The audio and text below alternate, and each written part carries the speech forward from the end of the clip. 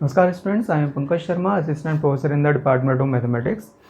तो बच्चों, हम लोग इस सीरीज को कंटिन्यू करते हुए फ्रोबेनियस मेथड के केस नंबर 3 को आज डिस्कस करने जा रहे हैं। इससे पहले हमने केस नंबर 1 और 2 ऑफ फ्रोबेनियस मेथड हमने डिटेल से डिस्कस किए। तो बच्चों, series solution of second order differential equation with the variable coefficients में केस नंबर 3 क्या है? ये होता है कि if the roots of indicial equation are unequal and differing by an integer and making some coefficient indeterminate in the series of y। indeterminate बच्चों आप लोग समझते हैं 0/0 infinity। तो अगर ये क्या कहता है केस, सबसे पहले आपको second order differential equation consider कर लेनी है। ठीक है, differential equation is d2y/dx² plus p dy/dx plus q y is equal to r. Okay बच्चों, ये आपको कंसिडर कर लेनी है डिफरेंशियल इक्वेशन। इसके बाद में जो इंडिशियल इक्वेशन है उसके रूट्स आपके अनइक्वल हैं। ठीक है, so let m equal to m1 and m2 are the roots of indicial equation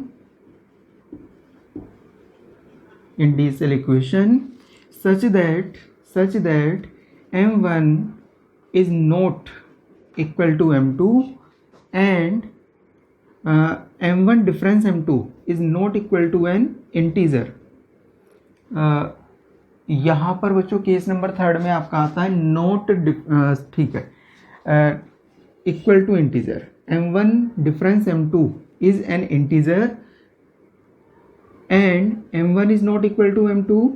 और बच्चों कुछ कोफिशिएंट्स सीरीज ऑफ आई में आपके इनडिटर्मिनेंट हो जाते हैं, तो हम लोग मान लेते हैं कि वो कोफिशिएंट्स आपके m1 पर इनडिटर्मिनेंट होते हैं and some coefficients are indeterminant at m equal to m1। तो इसमें बच्चों क्या होता है, इसमें आप लोग कंप्लीट सॉल्यूशन देते हैं। कंप्लीट सॉल्यूशन आप लोग इसमें देते हैं y is equal to c1y at m equal to m1। ठीक है बच्चों, तो जिस पर भी आपके रूट्स इंडिटर्मिनेंट बनते हैं, सॉरी कोफिशिएंट्स इंडिटर्मिनेंट बनते हैं, आप लोग उसी रूट पर कंप्लीट सॉल्यूशन दे देते हैं। इसमें एक्चुअली होगा क्या, इसमें आपका a1 एक आर्बिट्रेरी कांस्टेंट्स के तौर पर बाहर आएगा। ठीक है, वो किस तरह से आता है, वो कैसे एक आर्बिट्रेरी कांस्टेंट होगा, क्या कंडीशन मैथमेटिकली वहाँ पर बनती हैं, तो उनको समझने के लिए चलिए हम लोग एक न्यूमेरिकल इस पर ट्राई कर देख लेते हैं। तो चलिए बच्चों, एक न्यूमेरिकल मैंने लिखा हुआ है कि solve xy double dash plus 2y dash plus xy is equal to 0 and solve the differential equation in series. So let the equation number 1 is the given equation. पहले हमको स्टैंडर्ड फॉर्म में convert करने की पड़ेगी बच्चों, तो dividing by x, तो y double dash plus 2x y dash plus y is equal to 0। On comparing यहाँ पर बच्चों p आपको मिलेगा 2x, q आपको मिलेगा 1 एंड r आपको मिलेगा 0 and you can see that p is not finite at x equal to 0, so x equal to 0 is not an ordinary point. तो हमको रेगुलर सिंगुलर पॉइंट के लिए चेक करना पड़ेगा। उसके लिए बच्चों हम लोग एक नया पेयर बनाते हैं, xp जो आपका आया 2 एंड x²q जो आपको मिलेगा x²। and both are analytic, that is both are finite or both are regular functions at x equal to 0। तो xp and x²q are analytic और finite भी आप इसको लिख सकते हैं at x equal to 0।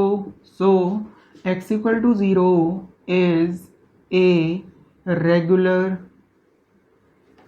singular point. ठीक है बच्चों, तो x इक्वल टू 0 आपका रेगुलर सिंगुलर पॉइंट बन जाएगा। और अगर x इक्वल टू 0 आपका रेगुलर सिंगुलर पॉइंट होगा तो कंप्लीट सॉल्यूशन आप लोग कैसे लेट करते हैं। So solution of 1 is given bye, it is not the complete solution, it is only the solution. Complete solution हमको जनरेट करना होगा।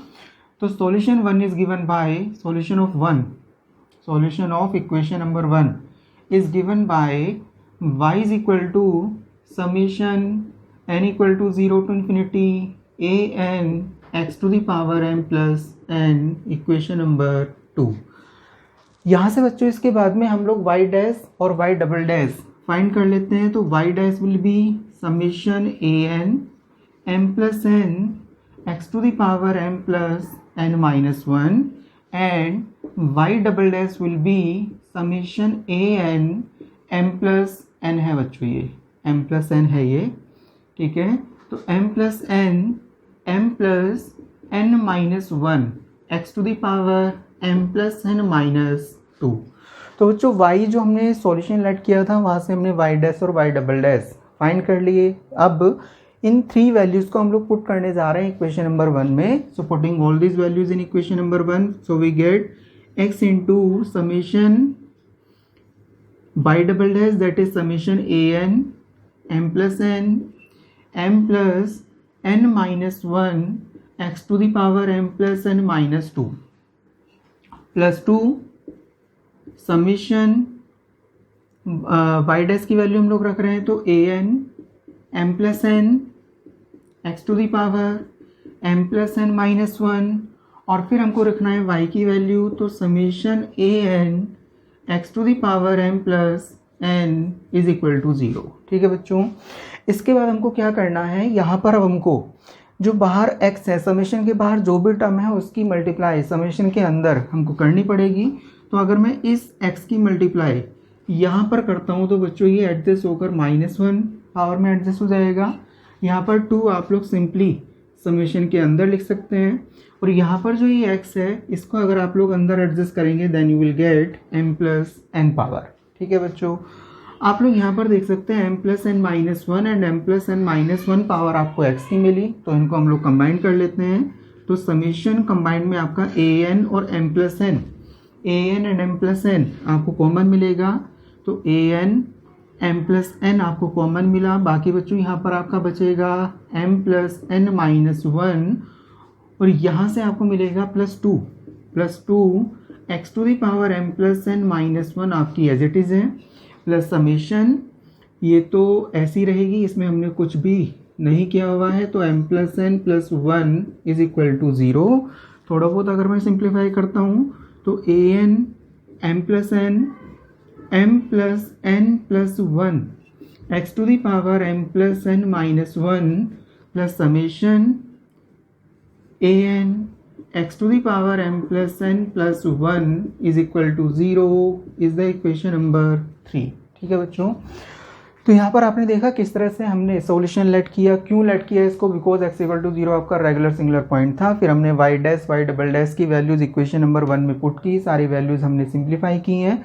अब यहाँ पर हमको same power of x compare करना पड़ेगा और as you can see that कि m प्लस n माइनस 1 और m प्लस n प्लस 1 में मिनिमम आपका है m प्लस n माइनस 1 और अगर आप लोग n की मिनिमम वैल्यू 0 यूज़ करें तो 0 पर यहाँ पर आपको मिनिमम पावर मिलेगी m माइनस 1 जबकि इस टर्म से आपको मिलेगी m प्लस 1 पावर। तो बच्चों मिनिमम पावर m माइनस 1 है तो आपको m माइनस 1 से कंपेयर करते हुए m plus x to the power m minus 1 x to the power m plus 1 m plus 2 इन सब पावर्स के कोफिशिएंट्स आपको कंपेयर करने पड़ेंगे। तो let we start first with the power of x to the power m minus 1। तो coefficient of x to the power m minus 1 is given by putting n equal to 0 in the first term, second term participate नहीं करेगी। तो a not m plus 0 m plus 1 is equal to 0। a not कभी भी आप लोग 0 नहीं लेते हैं तो m plus 1 is equal to 0, ठीक है। और बच्चों ये आपकी बनेगी इंडिशियल इक्वेशन ये आपकी बनेगी और m is equal to 0 and minus 1 ये बच्चों आपके रूट्स आएंगे इंडिशियल इक्वेशन के, are the roots of indicial equation, ठीक है बच्चों। जब भी आप लोग मिनिमम पावर कंपेयर करते हैं तो आपको इंडिशियल इक्वेशन मिलती है जो हमेशा क्वाड्रेटिक होती है m में, उसके रूट्स ही आपको बताते हैं कि in which case of Frobenius method we are working. उसके बाद में x to the power m का कोफिशिएंट बच्चों अगर मैं लेता हूँ, coefficient of x to the power m अगर मैं लेता हूँ तो मुझको यहाँ पर n इक्वल टू 1 पुट करना पड़ेगा और यहाँ पर अगर मैं 0 भी पुट करता हूँ तो x to the power m plus 1 वहाँ से जनरेट नहीं होगी, x to the power m generate नहीं होगी। तो इसमें भी केवल आपकी फर्स्ट टर्म ही पार्टिसिपेट करेगी। तो a1 यहाँ पर बच्चों आपका आएगा m+1 और यहाँ पर आपको मिलेगा m+2 is equal to 0। Product of three terms is equal to 0, तो one of the product should be equal to 0। और बच्चों a1 m+1 m+2 में से क्या 0 है? अगर आप लोग देखें तो आपका m+1 0 है, बिकॉज आप लोग m की केवल वो ही वैल्यू एक्सेप्ट करेंगे जो आपको इंडिशियल इक्वेशन से मिलती है। तो m+1 0 है। अब m+2 0 नहीं होगा, ठीक है, m+2 0 नहीं होगा क्योंकि वो आपका इंडिशियल इक्वेशन में कोई भी फैक्टर नहीं आता। a1 बच्चों आपका आर्बिट्रेरी है कि आप लोग इसको कुछ भी ले लें। अगर ये टर्म आपकी 0 है तो m+2 और a1 कुछ भी हो, ये इनकी वैल्यू 2 हो, 4 हो, 100 हो, 1000 हो, तो समथिंग इनटू 0 आपका 0 सेटिस्फाई हो रहा है, तो a1 का आप लोग कुछ भी ले सकते हैं। तो a1 बच्चों आपका आएगा आर्बिट्रेरी कांस्टेंट, या फिर आप लोग इसको अल्फ़ा बीटा कुछ और भी लेट कर सकते हैं। यहाँ से आप लोग ये भी देख सकते हैं कि अगर ये 0 है तो आपको a1 मिलेगा 0/0, यानी कि इनडिटर्मिनेंट टर्म बच्चों आपको मिल रही है। तो इनडिटर्मिनेंट टर्म अगर आपको होती है, मिलती है, तो ये केस नंबर 3 आपका है। इसके बाद में अगर हम लोग नेक्स्ट कोफिशिएंट कंपेयर करते हैं बच्चों, कोफिशिएंट ऑफ x⁻m+1 अगर मैं कंपेयर करता हूँ तो बच्चों मुझे क्या मिलेगा? m+1 में मुझे यहाँ पर n=2 पुट करना पड़ेगा, तो a2 m+2 और यहाँ पर मुझे मिलेगा m+2 m+3 मैं x⁻m+1 बना रहा हूँ तो मुझको यहाँ पर n=1 पुट करना पड़ेगा, ठीक है बच्चों, n=0 पुट करना पड़ेगा। n=0 अगर मैं पुट करता हूँ तो we get a0 is equal to 0। तो a2 बच्चों आपको मिलेगा -a0/m+2 इंटू m+3, ठीक है, ये आपकी a2 की वैल्यू आती है। अगर आप लोग कोफिशिएंट ऑफ x⁻m+2 कंपेयर करें तो x⁻m+2 कंपेयर करने के लिए you have to put n=3 in the first term. तो a3 ये आपका मिलेगा m+3 m+4 और यहाँ पर बच्चों आपको पुट करना पड़ेगा m+2 बनाने के लिए n=1, तो plus a1 is equal to 0। तो a3 will be -a1/m+3 into m+4, ठीक है बच्चों, ये आपकी a3 की वैल्यूज़ आती हैं। तो जैसे हमने यहाँ पर सबसे मिनिमम पावर से आपका इंडिशियल इक्वेशन को जनरेट किया, नेक्स्ट पावर से आपका a1 आर्बिट्रेरी का, यानी कि हमने आइडेंटिफाई किया कि केस नंबर 3 है। उसके बाद में हमने x⁻m+1 को कंपेयर कर a2 और m+2 को कंपेयर कर a3 निकाला। तो इसी तरह से बच्चों आगे आने वाली जो पावर्स हैं उनको भी आप लोग कंपेयर कर सकते हैं। m+3 m+4 को देखते हैं, चलिए कंपेयर कर हमको क्या मिलता है। तो बच्चों नेक्स्ट x⁻m+3 को हम लोग कंपेयर कर लेते हैं। कोफिशिएंट ऑफ x⁻m+3, देखिए ज़रा, m+3 बनाने के लिए यहाँ पर आपको n=4 पुट करना होगा, तो आपको मिलेगा a4 m+4 m+5 और m+3 बनाने के लिए यहाँ पर आपको n=2, ठीक है बच्चों, पुट करना पड़ेगा। तो plus a2 is equal to 0, तो a4 will be -a2/m+4 into m+5। a2 की वैल्यू बच्चों आपके पास ऑलरेडी है, a2 आपका -a0 में है, यानी कि प्लस हो जाएगा a0/m+2 m+3 m+4 m+5, ये आपकी वैल्यू आएगी a4 की। इसके बाद में अगर आप लोग x⁻m+4 कंपेयर करते हैं, ठीक है, तो सिमिलरली इसी पैटर्न में आपको पैटर्न पता चल जाएगा, m+2 m+3 आगे m+4 m+5 आया बच्चों।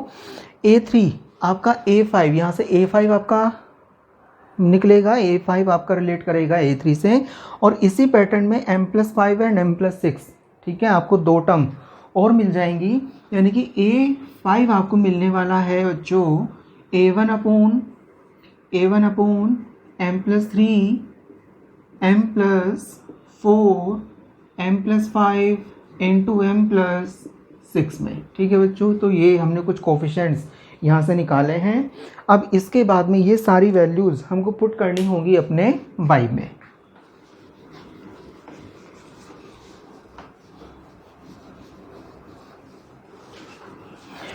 तो putting all these values in the equation number 2 by the equation number 2।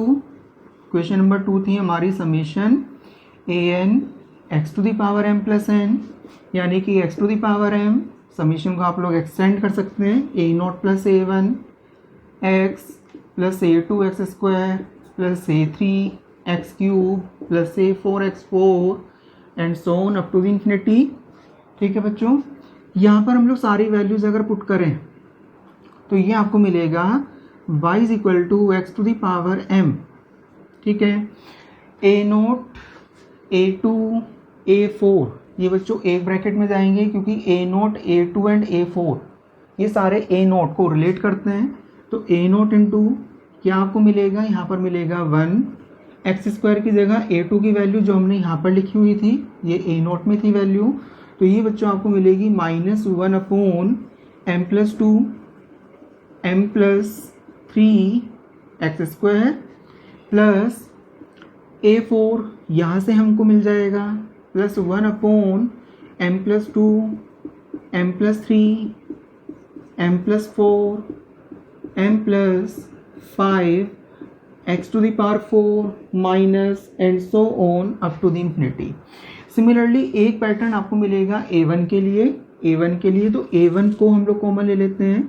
a1 को अगर हम लोग कॉमन लेंगे बच्चों तो हमको मिलेगा x minus plus value of a3 और a3 की वैल्यू आपकी थी माइनस a1 अपॉन a1 हम लोग कांस्टेंट बाहर ले चुके तो 1 upon m plus three m plus four x cube then a5 x to the power 5 आएगा बच्चों, तो हमको मिलेगा x to the power 5 upon m plus three m plus four m plus six m plus four आएगा यहाँ पर m plus 5 and m plus six and so on up to the infinity. तो ये बच्चों हमने यहाँ पर सारा a1 a2 a3 a4 सब पुट कर दिया। अब कंप्लीट सॉल्यूशन क्या होता है बच्चों, कंप्लीट सॉल्यूशन केस नंबर 3 में क्या दिया जाता है, यहाँ पर दिया जाता है C1। कंप्लीट सॉल्यूशन होता है C1 y eight m1। m1 क्या है बच्चों, m1 वो रूट है जिस पर कोफिशिएंट्स आपके इनडिटर्मिनेंट बन जाते हैं। तो यहाँ पर अगर आप लोग रिकॉल करें तो यहाँ पर हमारा कोफिशिएंट इनडिटर्मिनेंट किसकी हेल्प से बना, हमारा इनडिटर्मिनेंट बना था बच्चों m इक्वल टू -1 की हेल्प से। क्यों बना था -1 की हेल्प से, क्योंकि जब हम लोग इंटीजर इक्वेशन से नेक्स्ट पावर कंपेयर कर रहे थे तो उसमें m+1 को हमने 0 लेट किया था, उसी की वजह से हमारा a1 आर्बिट्रेरी कांस्टेंट में गया था। तो बच्चों हमारा यहाँ पर m1 होगा -1। ठीक है, तो -1 पर हमको ये सॉल्यूशन देना होगा। तो complete solution will be y is equal to C1y at m equal to m1, यानी कि C1y at m equal to -1। तो बच्चों क्या कंप्लीट सॉल्यूशन आया हमारे पास, यहाँ पर हमको मिलेगा C1 x to the power m में तो हम रख ही देते हैं 1 अपॉन x आ जाएगा x टू द पावर -1 में, और एक हमारे पास आया C1। ठीक है बच्चों, यहाँ पर आएगा a नोट, और a नोट के अंदर क्या आया 1 -1 प्लस 2 1 इंटू 2, यानी कि इसको मैं फैक्टोरियल 2 लिख सकता हूँ, प्लस 1 2 3 4 m इक्वल टू -1 पर इसको मैं फैक्टोरियल 4 लिख सकता हूँ बच्चों, factorial 4 up to infinity plus a1 यहाँ पर x आपका पहले आया एंड माइनस यहाँ पर बच्चों आपका आएगा 2 इंटू 3, यानी कि 1 अपॉन फैक्टोरियल 3 में इसको लिख सकता हूँ x to the power 3 and plus यहाँ आपका 2 3 4 5 बनेगा, यानी कि ये आपका आ जाएगा factorial of 5 plus and so on up to the infinity. ठीक है बच्चों, चाहे तो आप लोग कंप्लीट सॉल्यूशन यहाँ पर भी छोड़ सकते हैं, या फिर थोड़ा सा और मॉडिफाई इसको अगर करना चाहें तो आप लोग C1 a नोट को एक नया कांस्टेंट कैपिटल A भी लेट कर सकते हैं, तो कैपिटल A अपॉन x, और बच्चों ये सारे टर्म आपकी बनती हैं cos x की। ठीक है, तो cos x, और ये टर्म आपकी बनती है बच्चों आपकी sin x की।